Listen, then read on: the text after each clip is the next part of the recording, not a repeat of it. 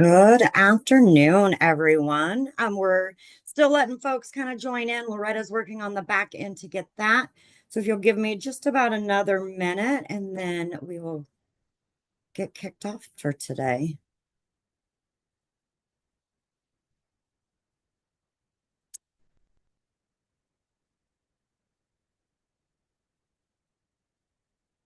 We're at 101.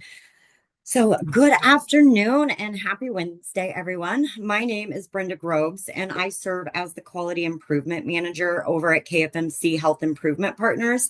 And I also have the honor of serving as the chair of the Kansas Health Opportunities Coalition's Education Committee.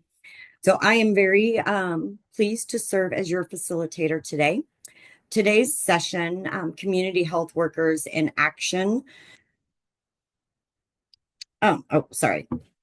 Um, Today's session are Community Health Workers in Action cross-sector partnerships in Kansas. We'll highlight how community health workers are being leveraged across Kansas to address complex community needs throughout cross-sector collaboration. Participants will gain an overview of our community health worker, their roles, training, and integration into care teams, followed by real-world example of how partners across public health, corrections, and community organizations identified service gaps and developed a responsive workforce model. And then we're striving today to share practical insights on how partnership development, implementation, early outcomes and opportunities, and how you can replicate and scale similar approaches to advance health equity and workforce development. This session is being recorded and will soon be available for viewing on the KFMC Health Equity Resource Hub, which I will give you a slide with that link at the end of today's presentation. The slides for today's presentation were also emailed to all registered participants this morning. If you did not receive those, please let me know and I will go ahead and shoot that over to you. But those slides will also be uploaded to our webpage and you can access that after the event. We invite you to locate the chat feature on your Zoom control panel, as well as the question and answer pod. You can use whatever you're most comfortable with. So if you use chat or Q&A, Loretta and I will manage that to make sure that your questions are addressed and we get those to our speakers today.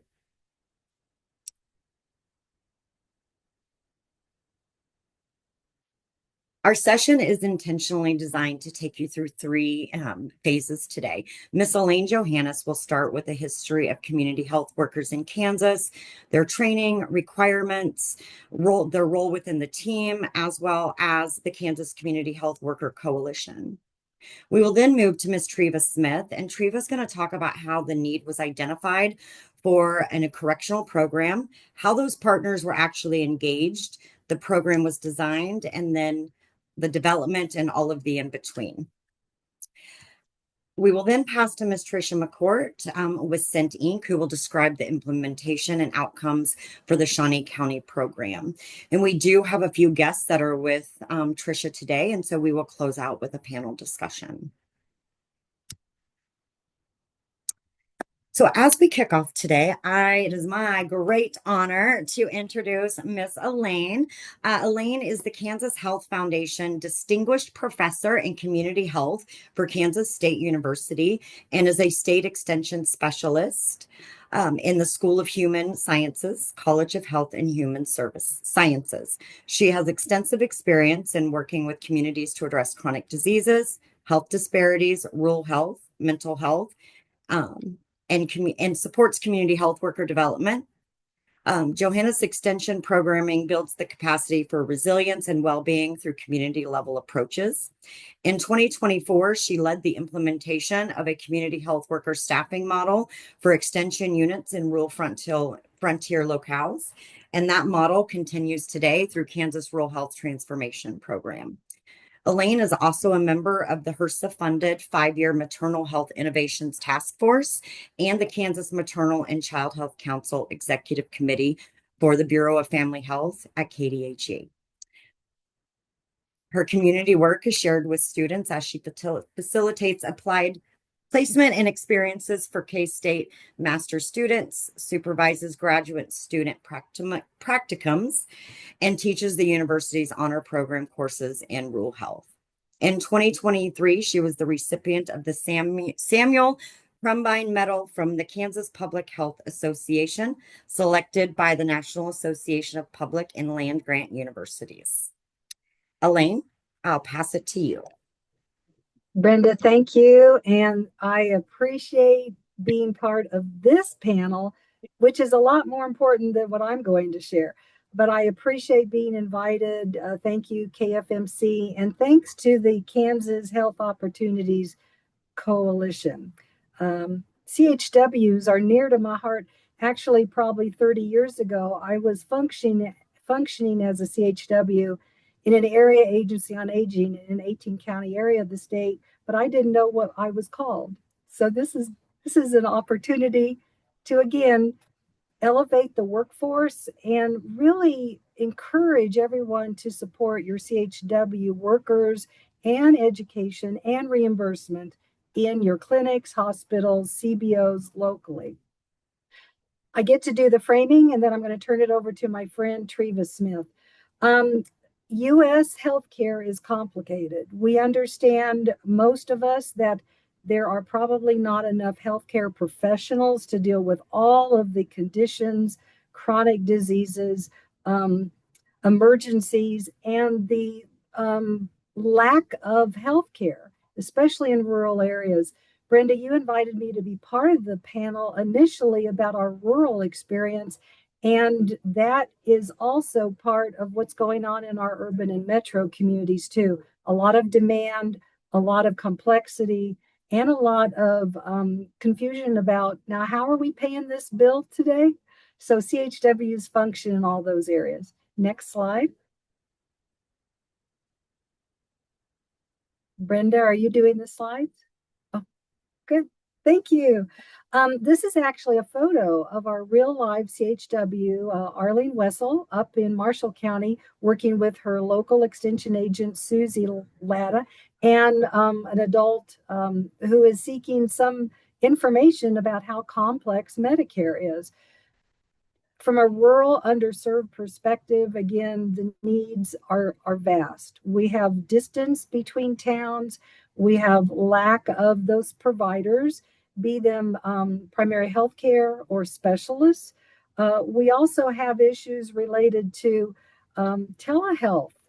We all appreciated telehealth after the pandemic, access to care, but Kansas still has internet deserts, which again impede access to health screenings and treatment itself. So most of us would appreciate having a navigator, having a representative, or having our own personal CHW who is from our town, from our culture, from our community, who understands our particular needs and can be a liaison to our healthcare system. Next slide. So this slide does illustrate how a CHW from our community, frontline public health worker, who can be the liaison between client needs, participant needs, social determinant needs, meaning issues around transportation, food, employment, access to education, housing, those social issues and environmental issues that can affect our overall health and well-being, and then also can be barriers to getting the health care we need. So the CHW is someone who we trust, who understands our culture, our experience, our own communities, and the resources that are in those communities. They would work with us. They would liaison or be alongside us in our care coordination as we work with hospitals, clinics, and providers, as well as community behavioral health centers, extension offices, churches, a variety of CBOs.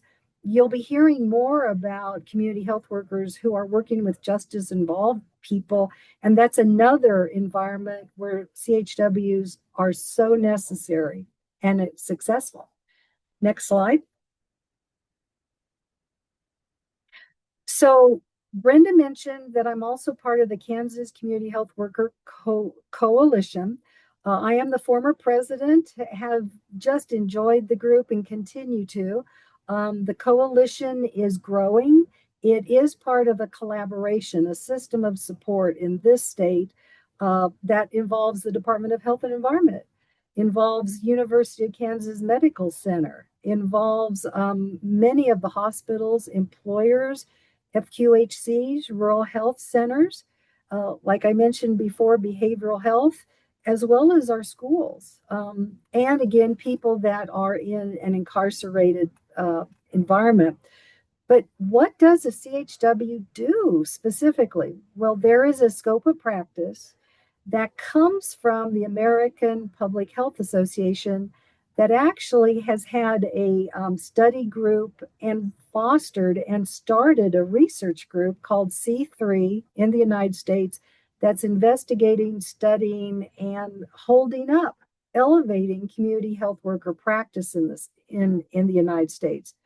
And let me take a step back. For those that like history, community health workers have been in the world for a long time. Indigenous peoples, people in communities that just know who to trust, the nana or the grandma or aunt. But it was the Affordable Care Act in 2010 that wrote in that value-based health care, and it did codify or mention community health workers.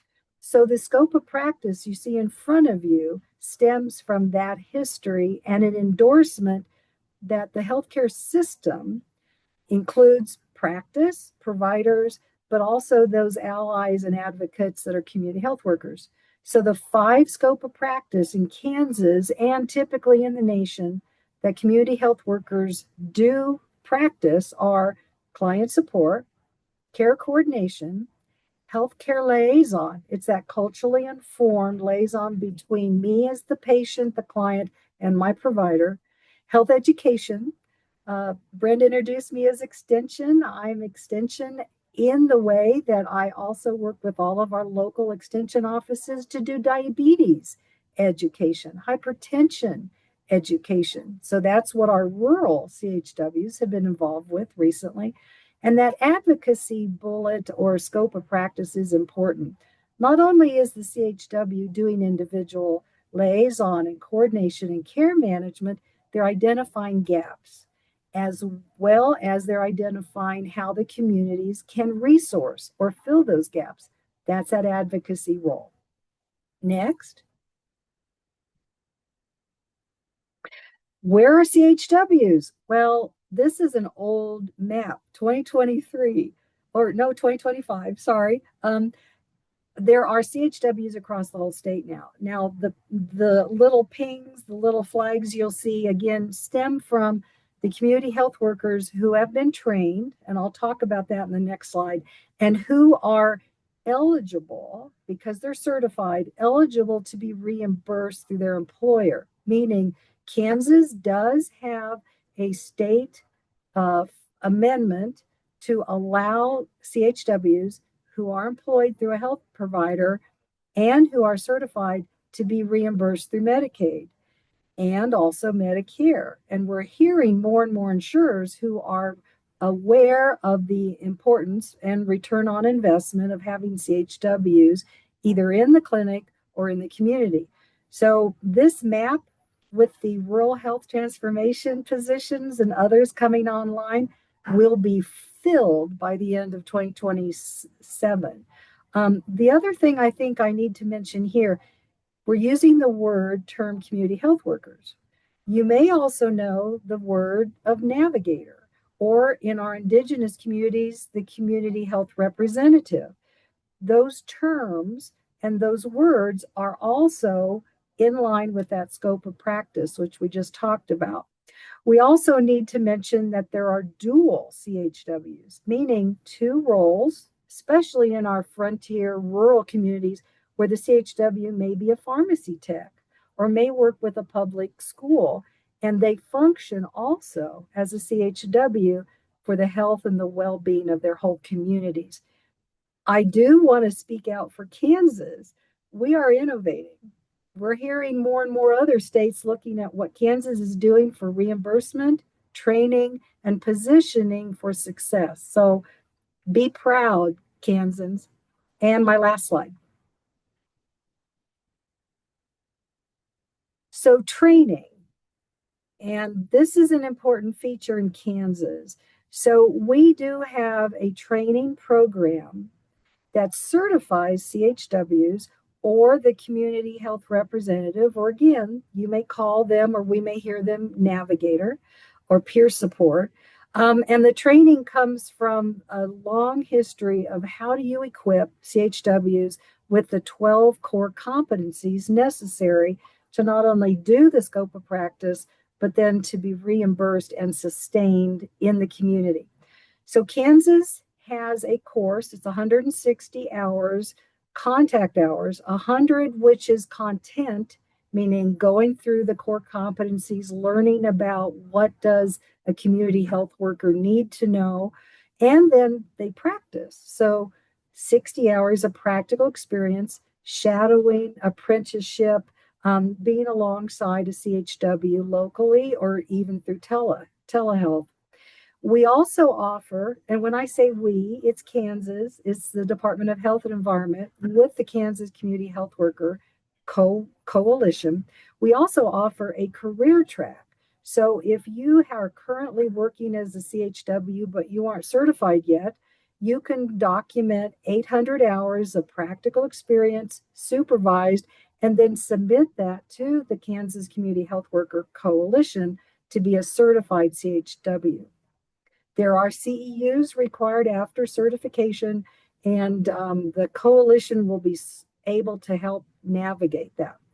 What is really unique about Kansas is that we've been working with Missouri. Oh, yes, we have. And we continue to work across state lines, and we benefit from MARC, the Mid America Regional Council, that helps train CHW supervisors, employers, as well as CHWs themselves. So we have reciprocity with Missouri. If Missouri has a CHW who is trained, they get to have certification in Kansas once they've shown their materials and they've shown that they have had the training necessary. The other thing is that community health representative.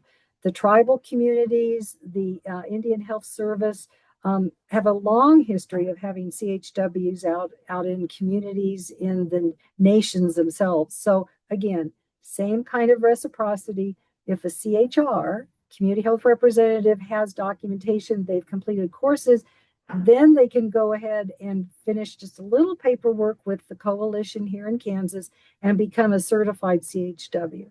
That certification lasts for 2 years, good as golden, and employers and providers enjoy it. They really do benefit from having that quality assurance. And our CHWs are professionals, so that certification endorses them as professionals. Well, I am done. I want to make sure that Treva Smith and then Tricia McCord have enough time to talk about a really exciting way CHWs practice. Brenda, I'll pitch it back to you to introduce. All right, sounds great. So thank you so very much, Miss Elaine. And as Elaine mentioned, we are going to now move into the second portion of our session for today. So Miss Treva Smith is going to be leading us through the next couple of slides and introducing some information for us. Miss Treva is a community health leader with nearly 2 decades of experience and a very strong commitment to strengthening and diversifying the public health workforce. She is a certified community health worker instructor, and she has trained community health workers across Kansas and, as Elaine mentioned, Missouri, because we're working again collectively. And she also serves on the board of directors for the National Association of Community Health Workers. Treva is also active on the Community Health Worker Coalition's Education Committee and leads her consulting practice, Health Legacy and Restorative Pathways, LLC. Treva lives here in Topeka, Kansas with her family, and it is my honor to now pass the session over to Miss Treva.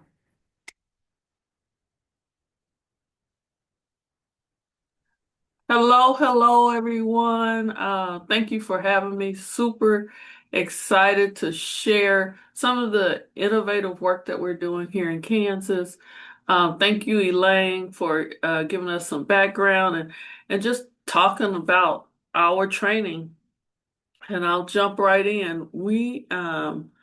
I've been working with KDHE, um, amongst others, on a program Behind the Walls, CHW instruction program.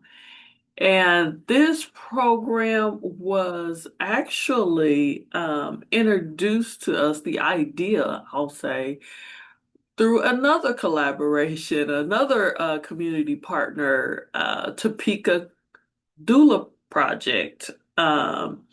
Abriana Markham she's been working in the Topeka Correctional Facility, and she noticed like she has been trained as CHW, and she's like, CHWs would really work well here. She pitched that to KDHE. KDHE thought that's a good idea, but where will we start? Will we send CHWs in? Will we go in and teach CHWs?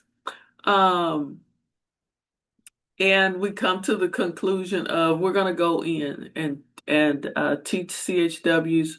Then went from there to um, contact an instructor. Me, Abriana, again, she knew that I would recently move to Topeka. Um, and so it worked. We were able to contact leaders from Topeka Correctional Facility. It took quite a bit of time to work through it. I think from the time I was um, contacted or asked about joining the team, probably close to a year before we actually got up and going. Having to go through the different chains of command. And so during this whole process, one of the other things that we learned was we're the only ones in the nation doing anything like this. So, you try to go see what best practices are, and there was no one else doing this work the way we were. And so that was also exciting and for us to be starting this brand new work. Some of our challenges, obviously, communication, slow, folks are busy, lots of emails, communication, lengthy approval processes, as you can imagine. And like I said, being a brand new program here in Kansas was something that we had to work through. Next slide, please. So as we went on, we also had to look at that curriculum and adapt it to the facility. All different facilities have different recommendations. We had different time constraints and technology things, so we had to adapt it to um, the facility. We also, at the same time, when I was approached to work on this project, my question was, well, I don't want to just train folks. I really, really want folks to be able to work. And Jackie Catron at the time with KDHE, she was like already thinking that way. And so we started to think and to talk to, again, TFC staff and just see where can we fit this all in. Um, Also, we met up with Jennifer Taylor, who was in reentry coordinator there at TCF.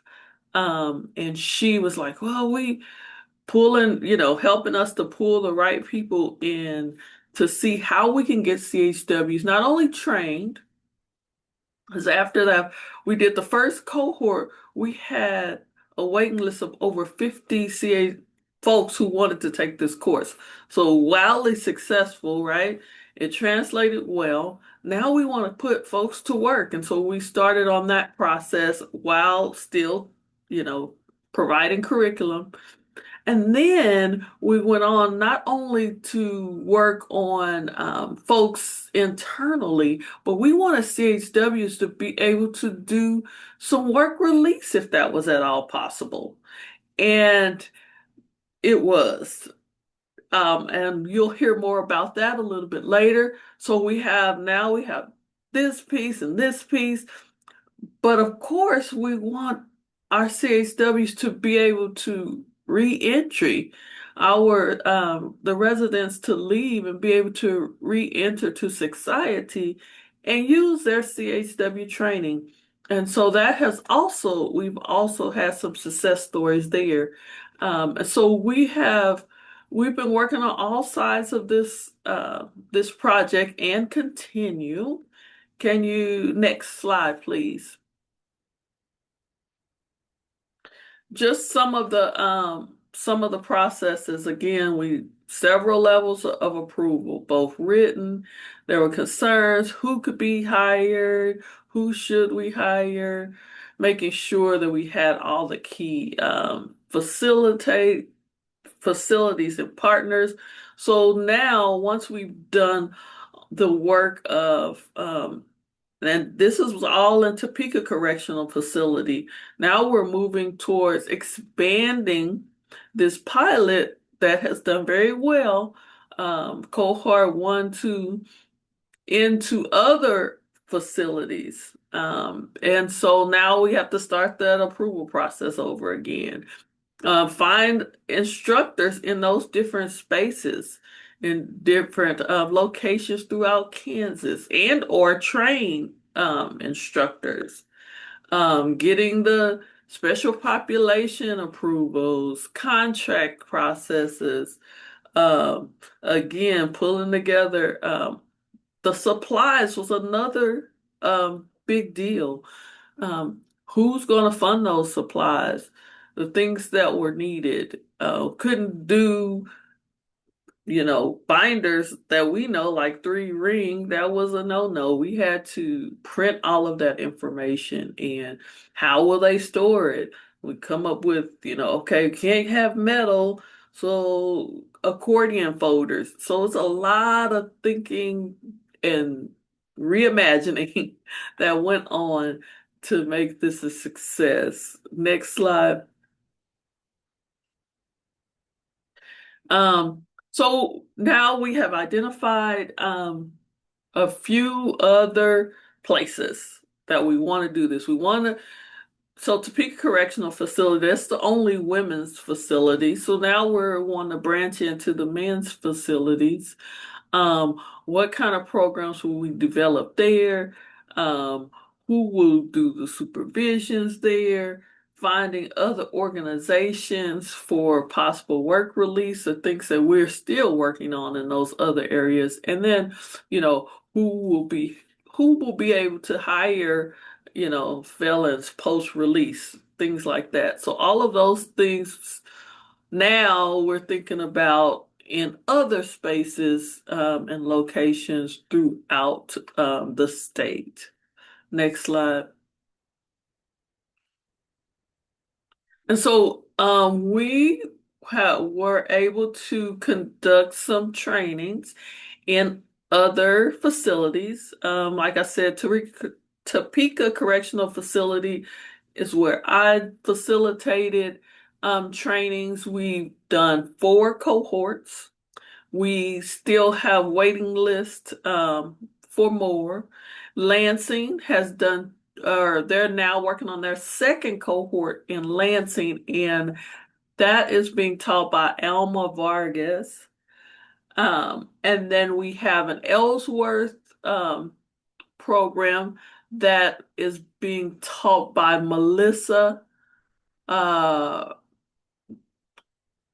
Wilmer, and then Winfield Candace Steffens. And so again, we were able to identify those things. And then those two, we only had the last two, we only had one pilot so far.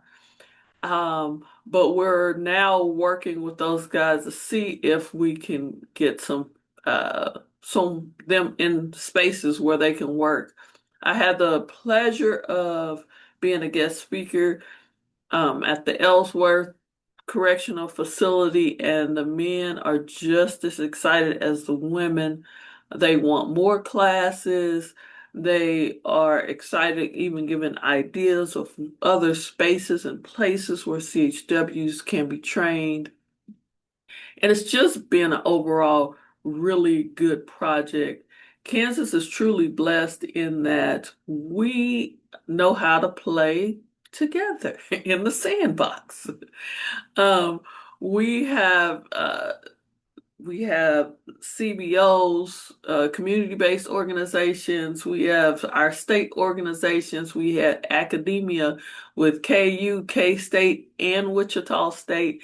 All of us working together in this space on the CHW work is true, cross-sector, right? And so I applaud all of you who are on here who are either working at CHWs or in your various areas and fields. I am here to say, as I work on the National Association of Community Health Workers, not all states um, work as well together as we do here in Kansas. And so I want to make sure that we leave plenty of time for our friends um, out there who are doing the work, actually doing the work. Now you'll be able to hear from them. Super excited to do so. So I'm going to be quiet. I'm going to pass it over to Brenda. Oh, I got one more slide. I'm sorry. This slide, I got a little excited. We're playing together in the Excited. sandbox. It's okay.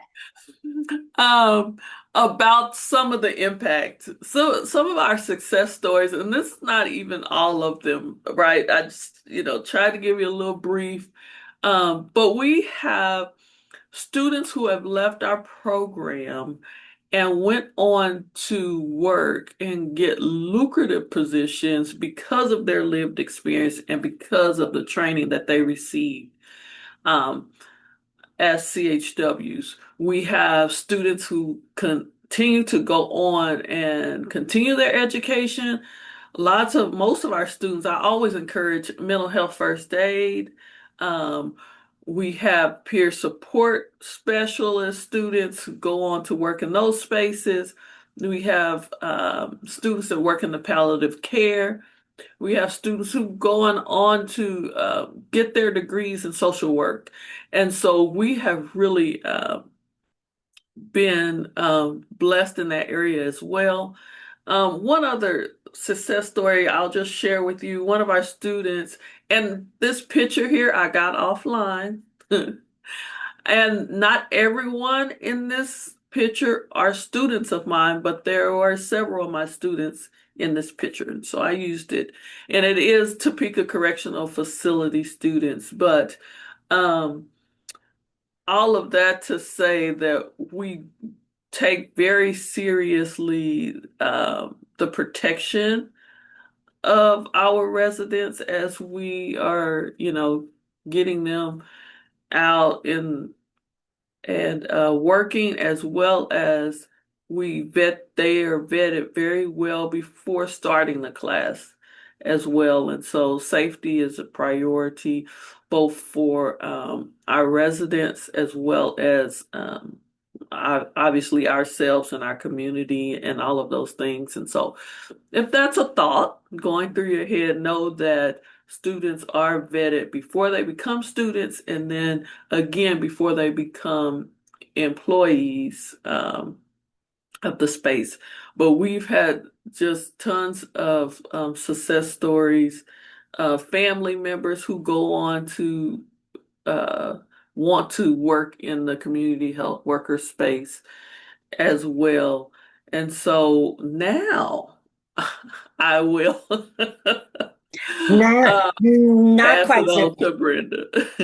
So I've received two questions and I was going to hold them Okay. to the end, but I think one is easily for us to answer. And then one is going to lead into Trisha's presentation. So it was Okay. beautiful timing as everything is today. So, I did receive a direct question about with the work starting in the men's correctional facility about what percentage of community health workers are male. Is this starting to That's become an interest within in our for our men? um here in Kansas, that's a good question. I don't know that there's any data around there currently. We do have some men who are community health workers. We have a few on the line. I see my friend Ozzy on the line, a man who's been doing awesome work in the Kansas City area. Many of you may know Ton, again, a giant in the CHW space. And so, yes, men play a very pivotal part in community health worker work. There is an organization around men, community health workers out there. And so it's a space. There are less men than women in most of our helping fields, but there are some and they are needed and very important. Have a unique And I space. may shout out, Treva's right, spot on about men and the growth of that gender being involved. We may also consider how dual role CHWs Mhm. function. One that might be, an emergency EMT, a paramedic.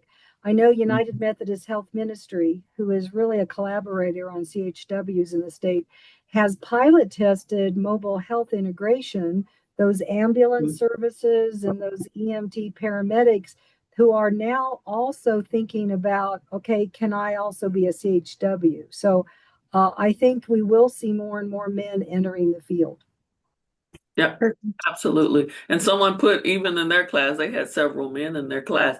So yeah, the more men we can get, in that space again, they are also can can look at a situation from a different perspective that we may not always see. So men, come. If you know them, send them. Yes. That was an excellent question, and thank you, ladies, for answering. Mhm. Um, so again, thank both of you for your presentations to date. We talked with Elizabeth or with Elaine about kind of how the community health workers, how all of that formed and the history within Kansas. I think Treva did an excellent job of talking about bringing partners to the table and how it doesn't always look beautiful and pretty in the beginning. But when we know we have something good, we have to keep fighting for it and we need to pivot, as with any program, right? And so their desire, like she said, over a year it took to get things into place. And I think that was a really important message, because sometimes we feel like things aren't going anywhere. And when we continue to push through, then we end up with this beautiful program that we're about to highlight, right? So thank both of you ladies for the work you did, and have done to date to get us to kind of where we are today. So I'm super excited, to introduce our final speaker, and facilitator. She has a couple folks in the room with her. Trisha McCourt comes to us. She's a licensed addiction counselor. She's with Scent. Trisha brings a wealth of knowledge and experience into the field of addiction counseling.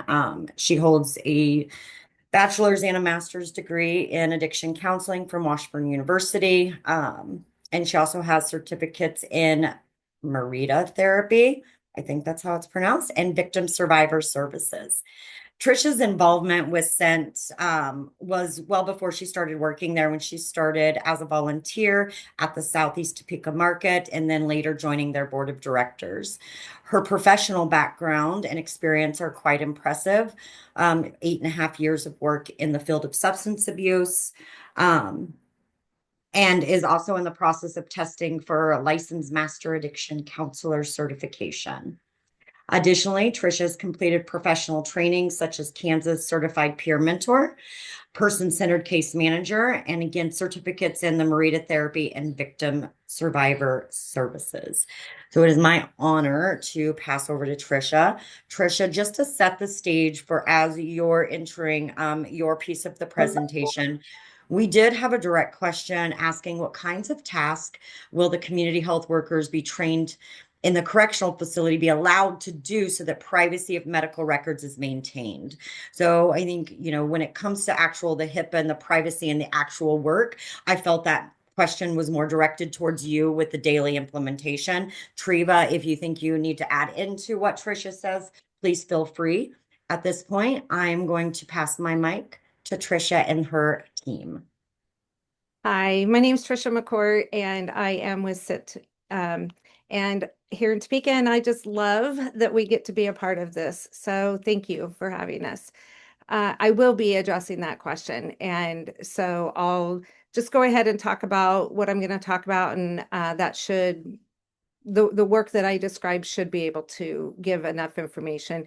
If not, definitely let me know and we'll dive in deeper on that. Okay, so I do want to give a brief overview for those of you that don't know about Scent. So Scent launched 8 years ago, and we are a local nonprofit here in Topeka serving individuals in Topeka, Shawnee County, and the areas around. We have people that drive in for services, gosh, probably 90 miles away, and we serve many individuals in different zip codes, different counties, and our services are available to anybody. We don't limit that to just Topeka. And some of the things that we do, Scent is an organization that offers wraparound support. So what does that mean? So we have education cradle to career. We go into the schools, we do support for students, but we also support teachers and staff. We have a workforce development program. And so we have individuals that are participating in that through another program right now that is men that have been incarcerated. They have a history of incarceration. They are through Working Men of Christ, and we have them on board in an apprenticeship for 20 hours a week, and they are learning job skills, they're learning leadership skills, and that program is something that's going to help them go into employment knowing that they've got the felony background. And so it's going to open up doors because we are helping them get a lot of training on big machinery and other areas.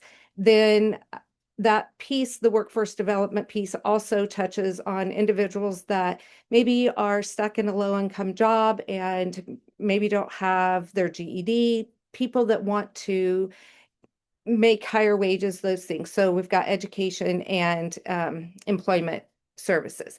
Then finally, we have our community wellness department. We have mental health services. Again, I do the SUD piece. And we have a wellness clinic. We have an amazing food pantry. We have neighbor advocates, a whole team of neighbor advocates, and basically case managers, but we think that the wording case management is a little bit devaluing. So one of the things that we say about the people that we work with is that everybody has infinite dignity, value, and worth. And we want, through any of our programming, we want people to feel that. So no matter who you are, where you come from, when you walk in the door, everybody's treated the same. So that background takes us to the CHW program.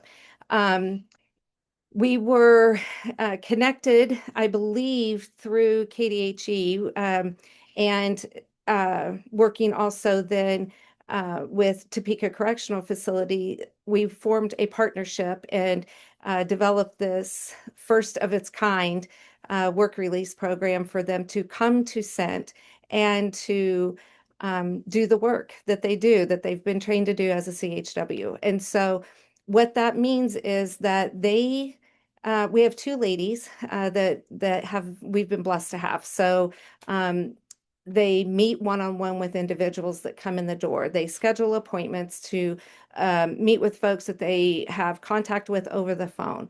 They connect people to all kinds of resources in the building and outside of the building.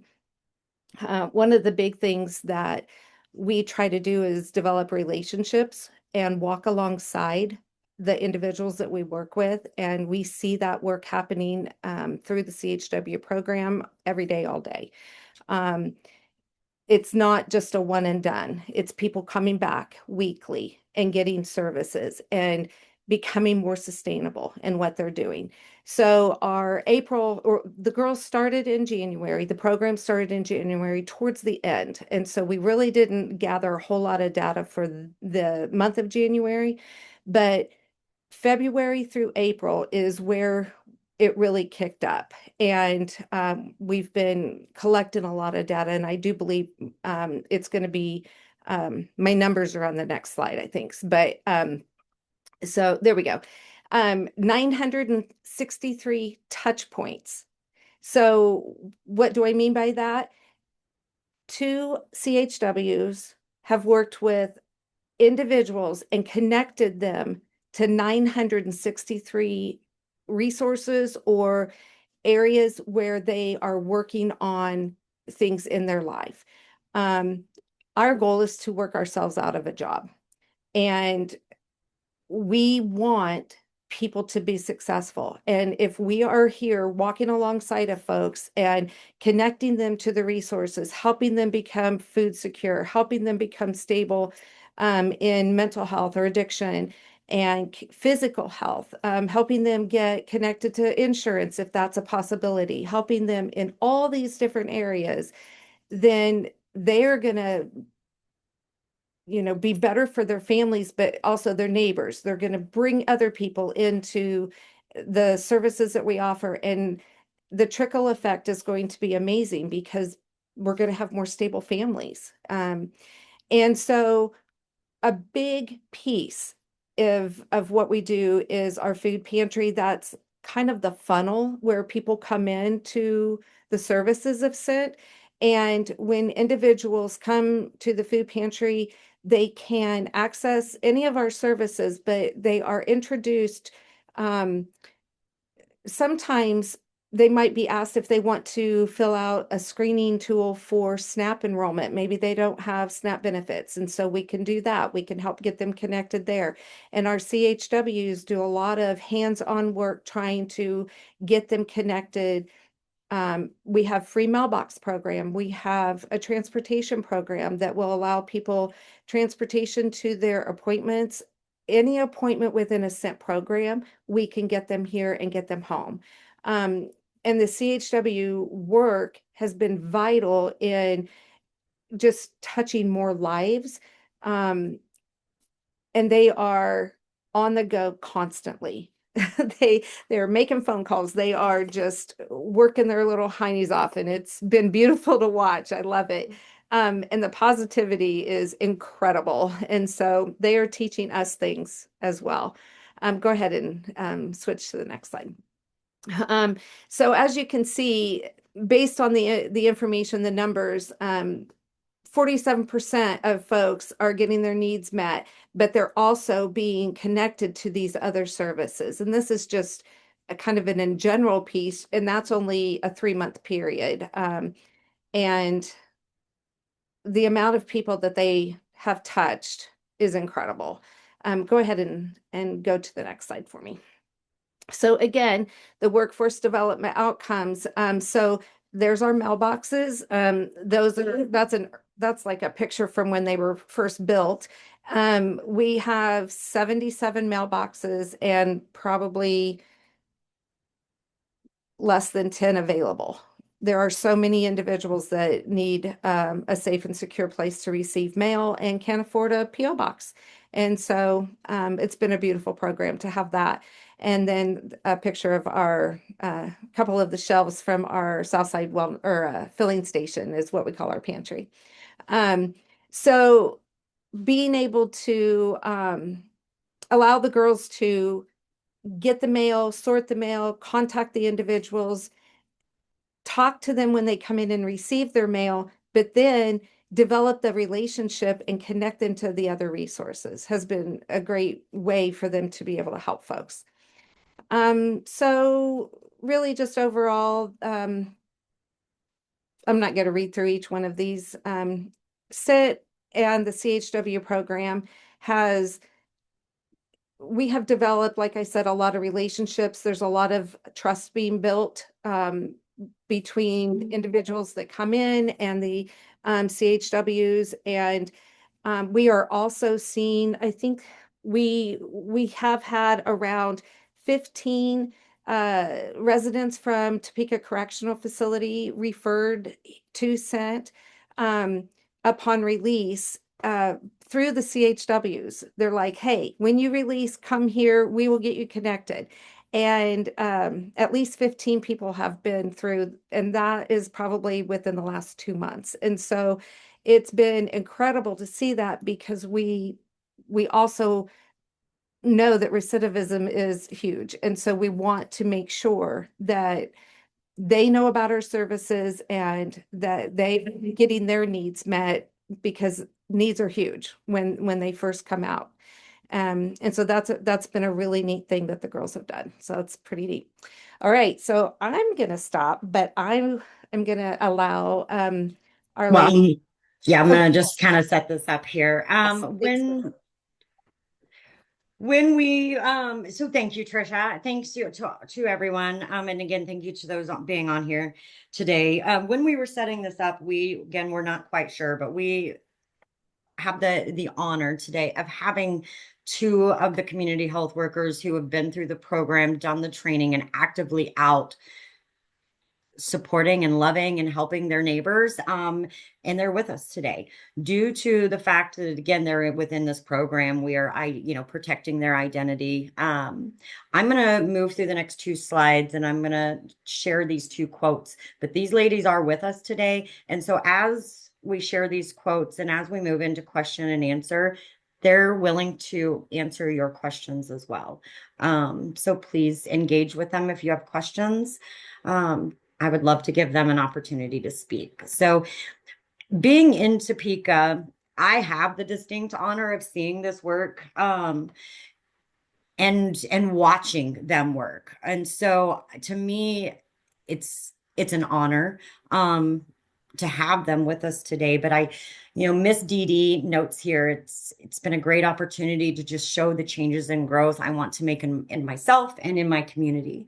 I get to be a part of helping others grow. I've been in similar situation as some of the people we help. So I want to do what I can to help them in areas where I never had help. I think it's extremely powerful. And also that talk about where Trisha talked about how they're going to folks that are in the incarceration that are coming back in and they're saying, hey, these people are here. These programs are here to help you, to make sure that you have the resources and the services that you need. And to touch people in that aspect, it needs trust, right? And that shared lived experience. And that's what they're bringing to the table. I'm going to go to the next quote and we're going to open these up. I'm closing us out kind of with this one. Miss DC.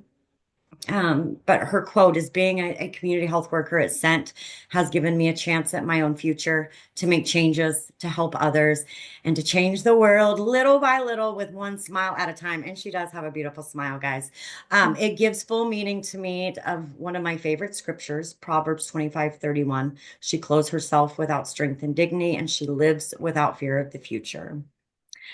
Again, I've seen this work in action, and so it's absolutely quite beautiful. And so with that, I thank everybody who's been here. I do want to open us up to Q&A. If I don't have any more direct questions that came to me privately, if anybody and everybody can unmute and ask questions, but if you'd be more comfortable having me ask, please just send that to me in private messenger and I will bring the question to the table.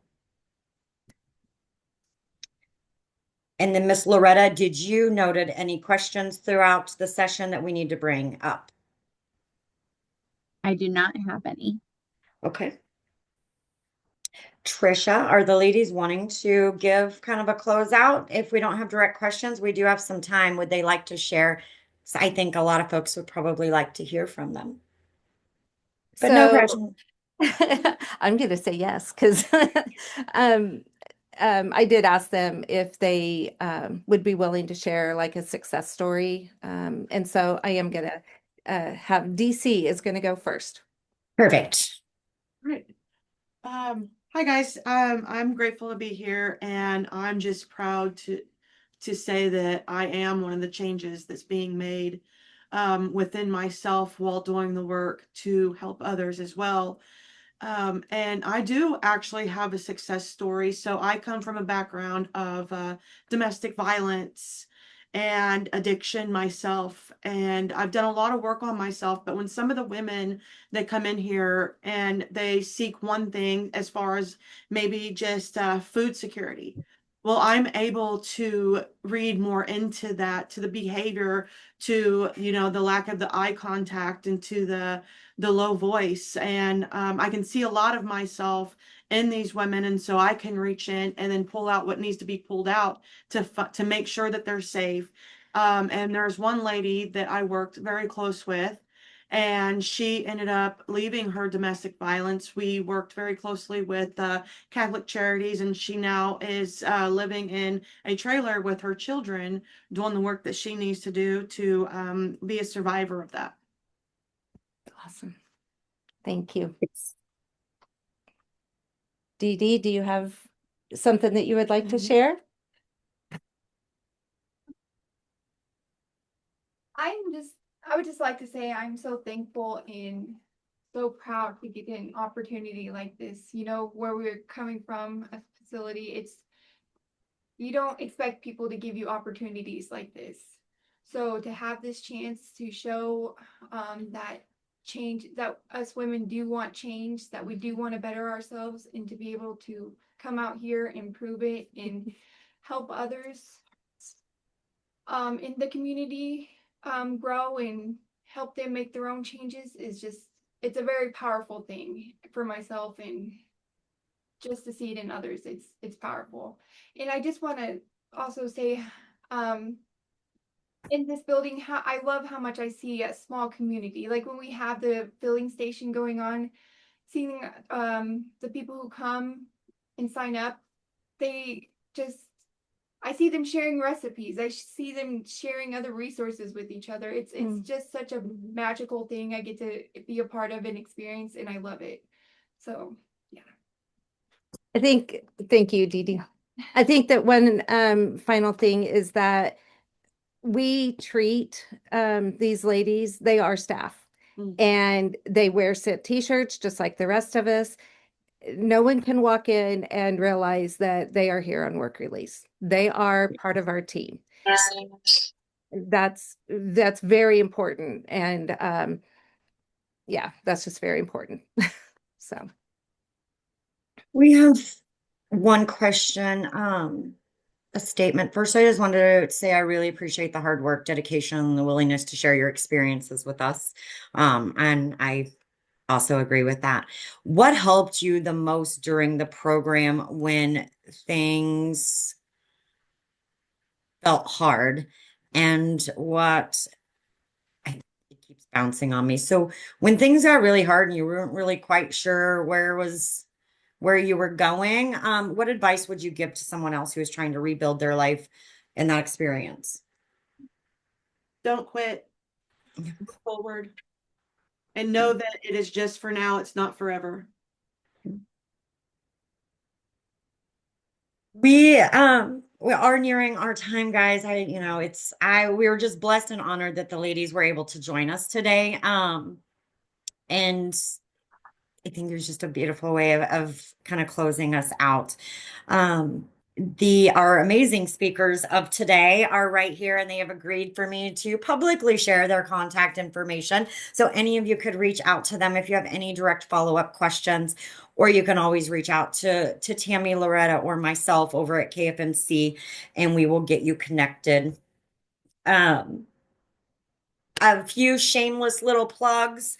A save the date. Our 2026 Kansas Health Impact Conference is coming up. It is October 29th. This year, we are going to be located here in Topeka. Registration materials should be going out live soon. If you're not signed up for any of our listservs or our information, please let me know. We'll get you signed up. As promised in the very beginning, here is the link to the Health Equity Resource Hub located and housed on our KFMC website. And so you should have got that QR code earlier this morning in the slides. And then I should have started us by starting by saying that this opportunity was brought to you by the Kansas Health Opportunities Coalition. So today's webinar was not just a KFMC offering. This was a collection of these amazing organizations who come together to really look at equity and drive improvement across our state. So I want to just give a huge shout out to all of the organizations who supported today's session, as well as for all of you and all the organizations who are continuing to do excellent and amazing work across the state of Kansas. So with that, we are done today. This recording will be up on our website probably within a week. If you have any follow-up questions or comments, please send those to me, and you will also receive a survey upon completion when you exit today.